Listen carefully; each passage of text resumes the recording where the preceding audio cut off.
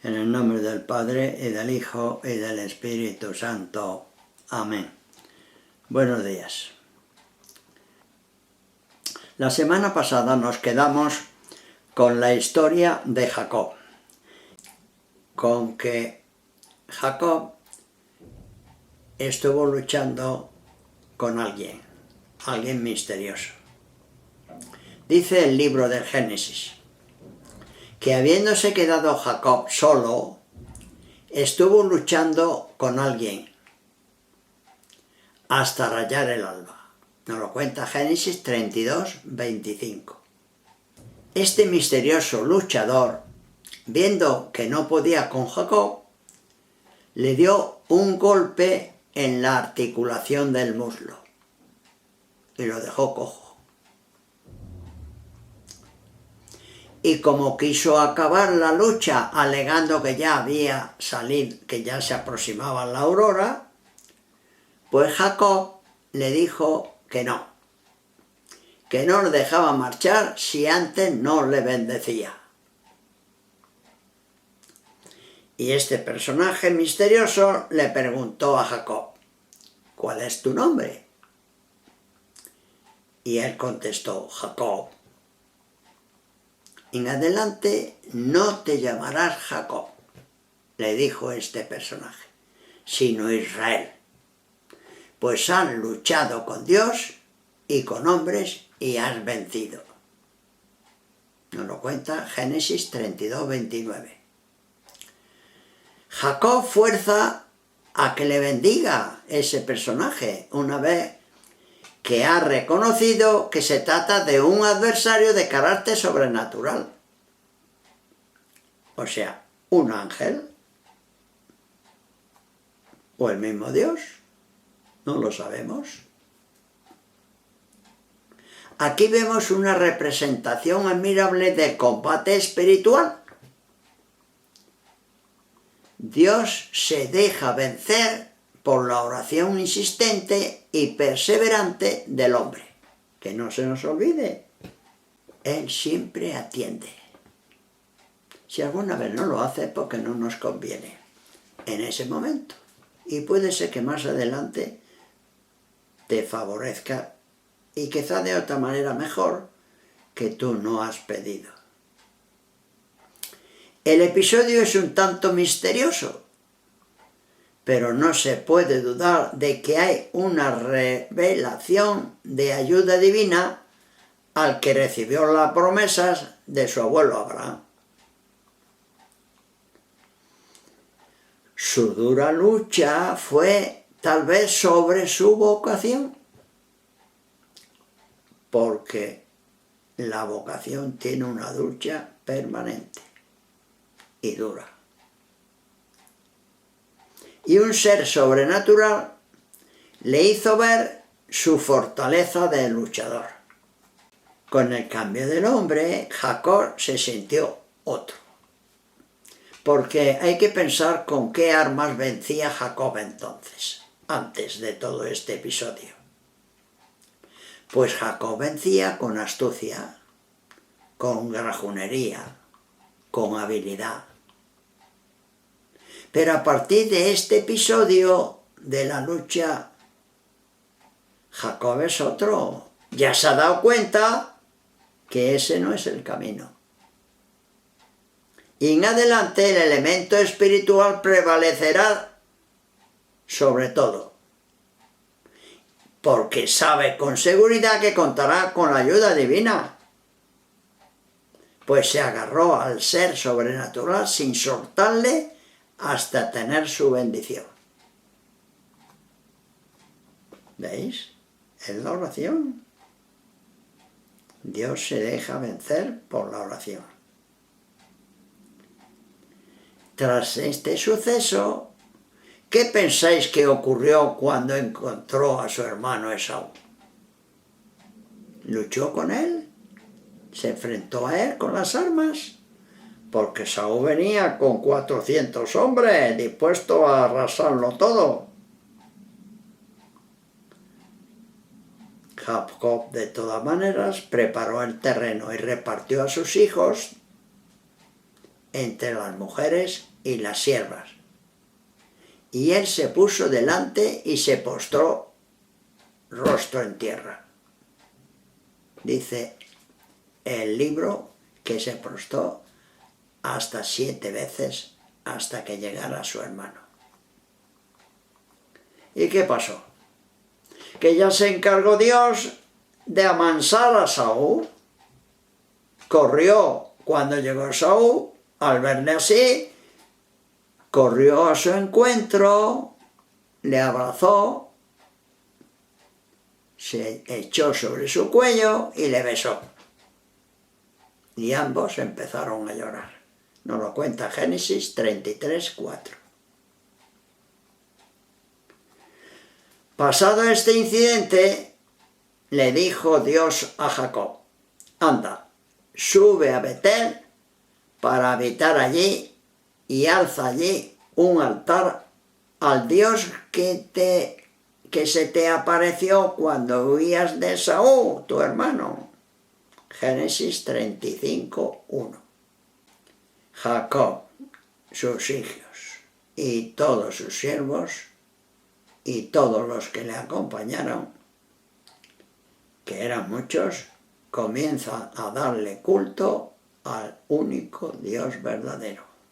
Se desprenden de todo lo que llevan relacionado con los distintos dioses que los pueblos de alrededor servían y rendían culto, incluyendo las joyas que tenían dedicado a esos dioses. Todo lo tiraron. Porque jamás Dios admitió compañía de falsos dioses en el culto que se le ofrece. Si algunos que están intentando hacer su voluntad sin contar con Dios, pensando que Dios le va a consentir que hagan todo lo que les parezca, como autosuficientes, y encima se presentan ante el altar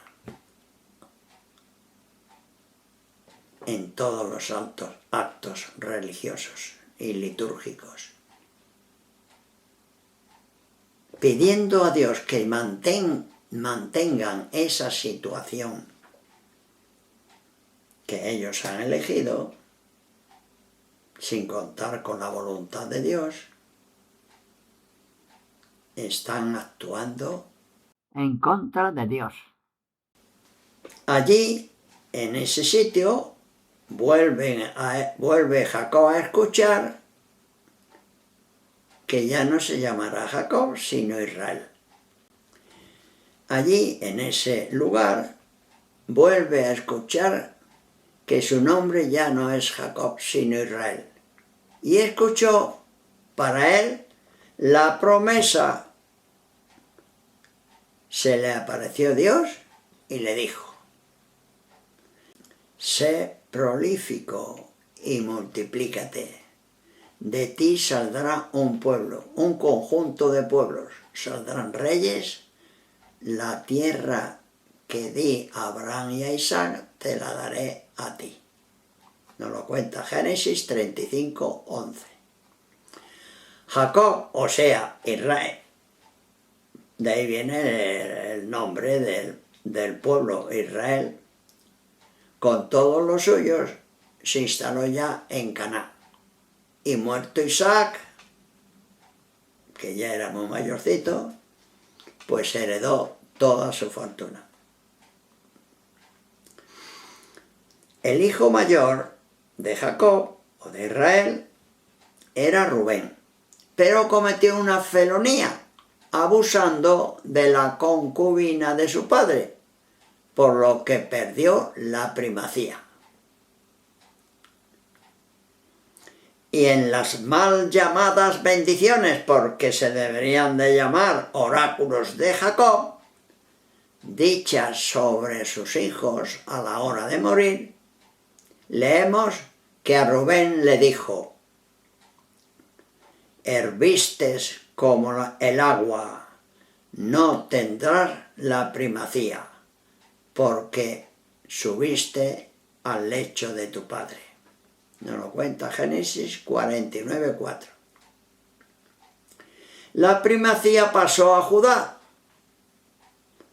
Por eso, para esta tribu fue un oráculo que, entre otras muchas cosas, decía: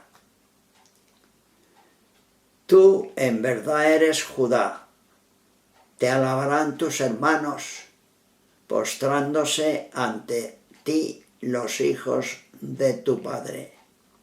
Cachorro de león, Judá, no faltará de Judá el cetro hasta que venga aquel cuyo es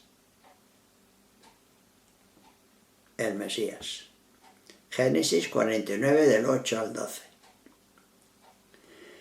Y aquí se ve claramente un sentido mesiánico del vaticinio que le hace Jacob a su hijo Judá.